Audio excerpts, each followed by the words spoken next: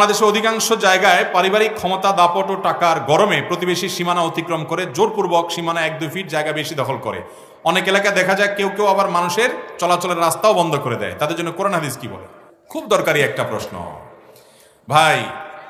আমাদের দেশে ওই যে বললাম, বেশিরভাগ মোটা দাগের হারাম কাজগুলো আমরা বেশিরভাগ মানুষ করি না। সুদ খাই না, ঘুষ খাই না, 2 নাম্বারই করি না।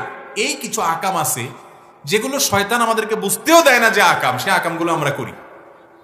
অনেক লোক আছে জমিতে যত কোপ সে জমিতে দেয় তার চেয়ে বেশি কোপ আইলের উপরে দেয়। আছে না কিছু মানুষ? আরে বাবা, কোদাল নিয়ে জমিতে গেছেন, কোপ দিবেন জমিতে, কোপ দেয় কোথায়? আইলটারে কাটতে কাটতে কাটতে কাটতে শেষ। 2 ইঞ্চি ঢুকায়, আধা ইঞ্চি ঢুকায়, 3 ইঞ্চি ঢুকায়, কাটতে কাটতে শেষ, ঠেতে লেতে শেষ। আছে না এরকম রোগের রোগী? এই জমি কি কবরে নিয়ে যাবেন?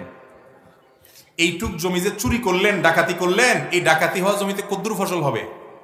এটা দিয়ে বড়লোক হয়ে যাবেন? এগুলো হলো সব মানসিক দৈন্যতা। এগুলো আমাদের সবগুলো ছোট লোকের মানসিকতা। এগুলো দিয়ে দুনিয়াতে কোনো মানুষ বড়লোক হয় নাই, হবেও না। এগুলো যারা করে ওইগুলোর কারণে আরো ছোট লোক থাকে। এজন্য কারোর জমির 1 ইঞ্চি আমার জমিতে আসার দরকার। আল্লাহ যদি আমাকে বরকত দেন, আমার জমিতে যে ফসল হবে ওইটাতেই বরকত হবে। আরেকজনের আইল ঠেলে জমি কেটে তার সীমানা ঠেলে কোনোদিন আমার বরকত হবে। নবী করিম সাল্লাল্লাহু আলাইহি ওয়াসাল্লাম বলেছেন, যে ব্যক্তি কারোর 1 বিঘা জমি আত্মসাৎ করবে, আল্লাহ রাব্বুল আলামিনের শাস্তি স্বরূপ 7 তবক জমিনকে তার গলায় ঝুলিয়ে দিবে এবং শাস্তি পেতে থাকবে সে। কত খাবি খা।